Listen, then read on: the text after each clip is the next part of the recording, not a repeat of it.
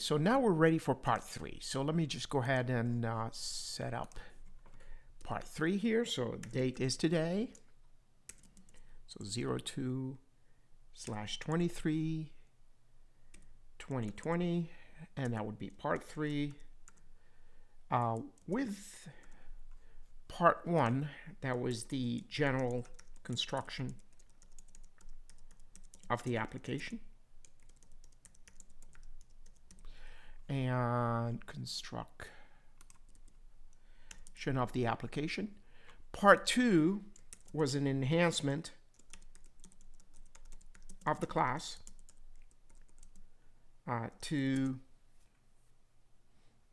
so what did we have in here? To have is empty and size as functions. Okay. Now, what we're going to do is we're going to enhance it even furthermore.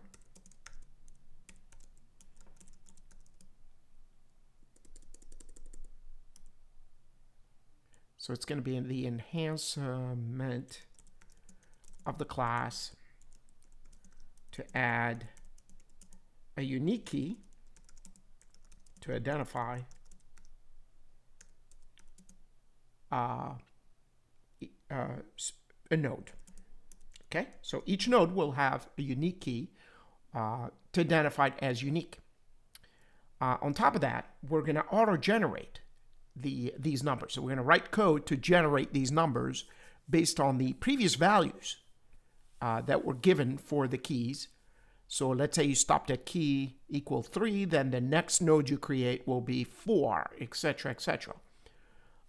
So if you've seen feature like these, let's say in databases like Access or Oracle, it's typically called an auto number. So we're going to be hard coding this right here. Okay. So to do this, let me just save everything. We're going to go back to list.h, and I'm going to need an int here. Let's call it key. So this particular attribute will, for any node, or when you have an instance of a node, it will hold a value for key. So as I'm designing this from scratch, one of the first things I might want to do temporarily or maybe permanently is go ahead and set the value of key right when you set up the constructor to do something. So I'm going to go to the default constructor and the overloaded constructor and set the key to a certain value. Yes, I could have a function that will set its value, but based on others in a list, I will do that at the insertion. That's how I'm strategically thinking about this. So I'm not going to do the auto number or anything right here at the constructor. So when I build a node, it will have a key, let's say, equals 0. It's until you insert it in the list that I will modify its value to a unique value that does not exist in that list. So for now, I would say something like this, key equals 0. And I'll do the same thing here, key equals 0. Okay, so I've initialized it to some value to start. Okay, all my keys are going to be positive integers, so this is a good place to start. Okay.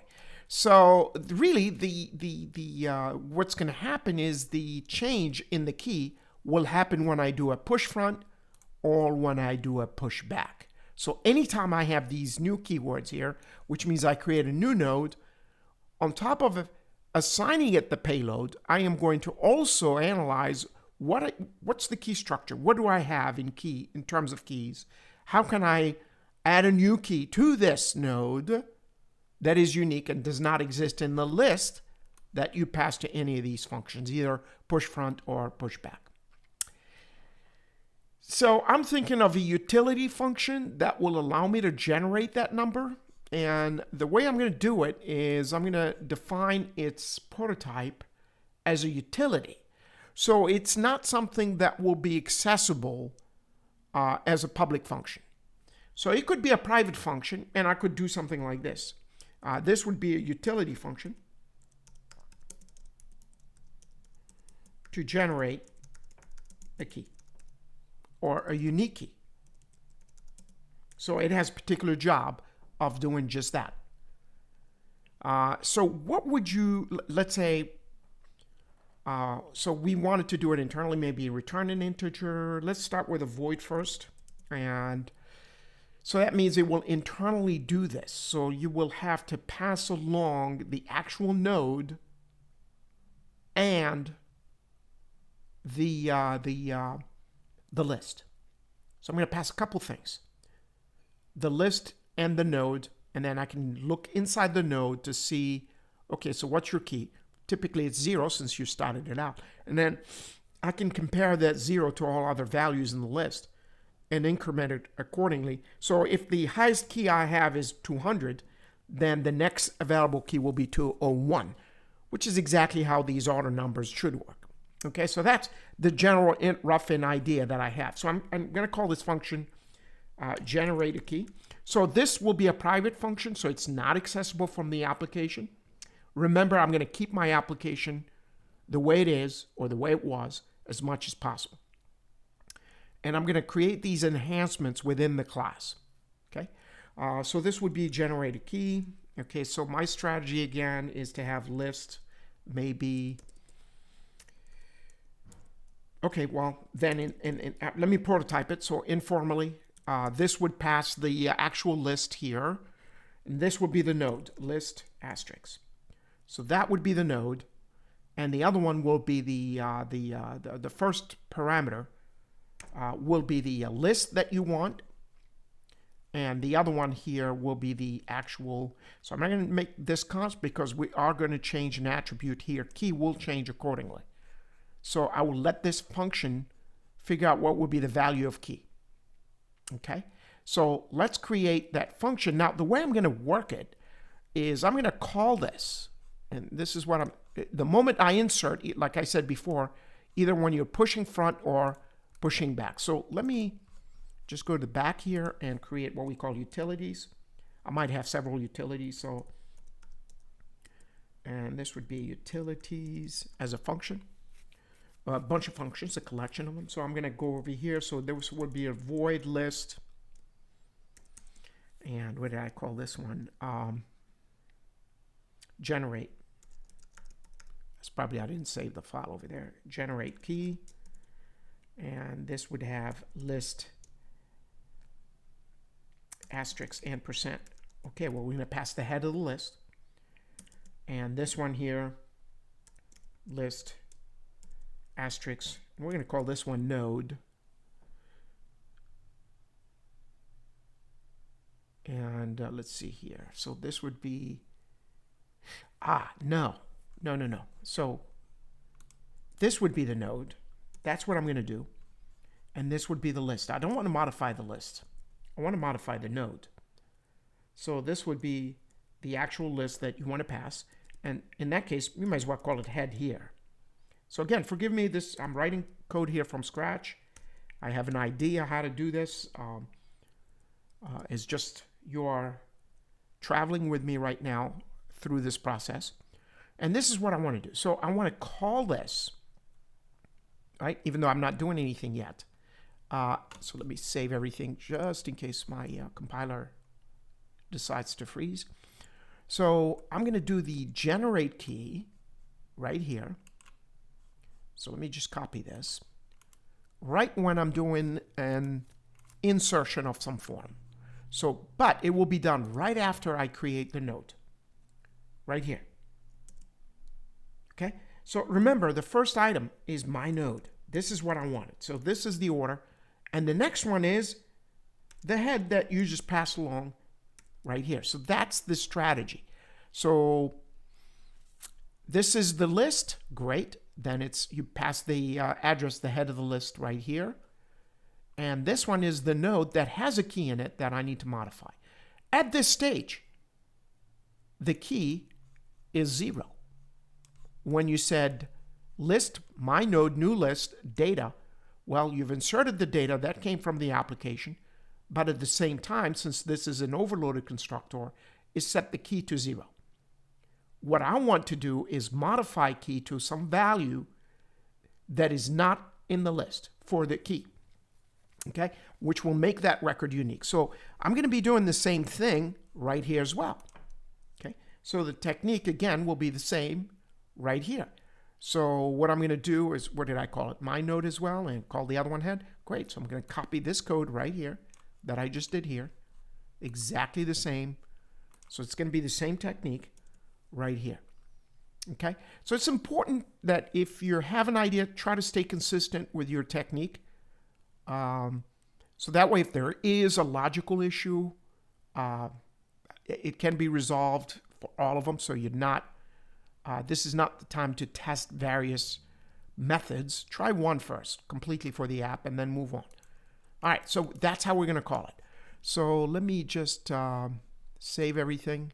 Actually, let me do a rebuild all. Perfect. And you can see the application is not going to see this function generator key. So this is why I was able to recompile everything here and link it back to list.h, since I have a prototype function right here. So that everything matches, everything is good. Now let's define that function. Let's make it do something. So we need to traverse the list. So just like we did with the print, we're going to need, or the size, for example, we're going to need a temporary pointer that points to head, and then we could use that to move across.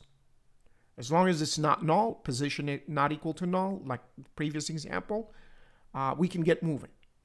So how do you do this? Well, again, you could do something like list asterisk position equal head. So we've seen this before. Now I'm going to do my while loop. That will step me through the array, the data structure, and then put in my algorithm for solving the problem for the uniqueness of a key, or to generate a new key. Okay, so the real secret sauce is going to be in the while loop. So first I'm going to set up the while loop pretty much the same way I've done it before. Position not equal to null. And we're going to put a curly brace, close curly brace. Guess what? It's fairly straightforward on how to move through this. So you basically, your last instruction in here will be position equal position next. That's how you're going to move through this. But while you're doing this, maybe it's a good time to compare the key that you have in your hand against the key that's in the node you're pointing at. You could do a swap, just like we do in the algorithm for finding the greatest in a list or in an array. That's a good technique, so we could do that. So let's do an if statement. If, so what is it we're comparing? This node key is less or equal to what your position is pointing at. Position key. So if that's true, go ahead and modify the node key to what the position key is, and then increment it by 1. Okay? Now you're going to step through the whole data structure doing this. Eventually you're going to end up with a unique number that's higher than all of them. All right, so let's do that. So node key is going to be equal to position. So I'm going to I could have done a plus equal, but I'm going to formally write it, key, so it's clear as to what is it I'm doing. So that's really right here, the main ingredient and how this is going to be done. Now I got to test this and make sure that it works. So how would I do it? Well, while you're printing, wouldn't it be a good place to put what the key is right here? Find out what the key for each item that you've entered. Yeah, we could do that right here. So we could do cout, maybe something like this, key equal, and that would be position So these pointers come in really handy. And key. Go ahead and print that. And now, I'm going to have a lot of information here. So what I'm going to do is probably do something like this, cout.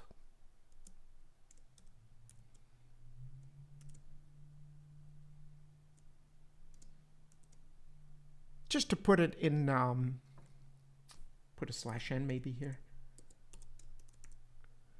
And see how that works out.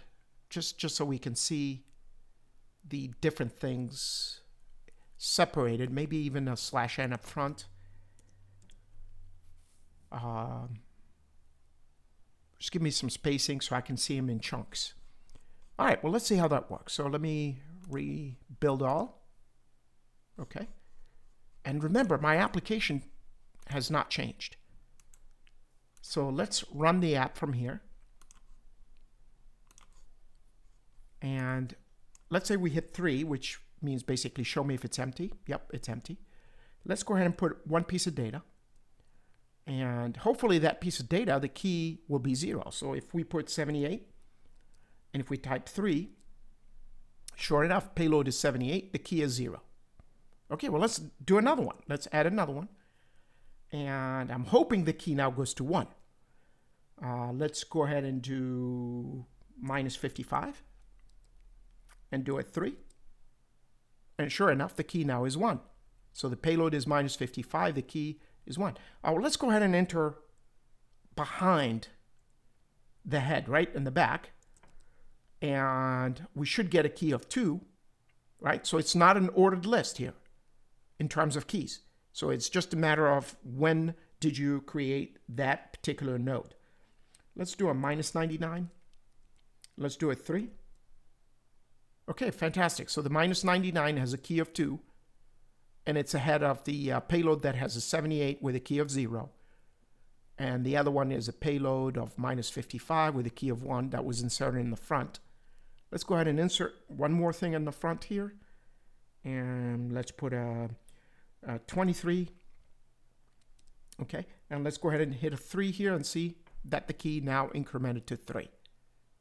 Okay, just for good measure, let me go ahead and insert something again at the back of the list. And let's insert 0. Okay, and let's do 3. And sure enough, payload 0, key 4. Excellent. So the key is auto incrementing as we move forward. Good. So that worked as intended. So stay tuned for part 4,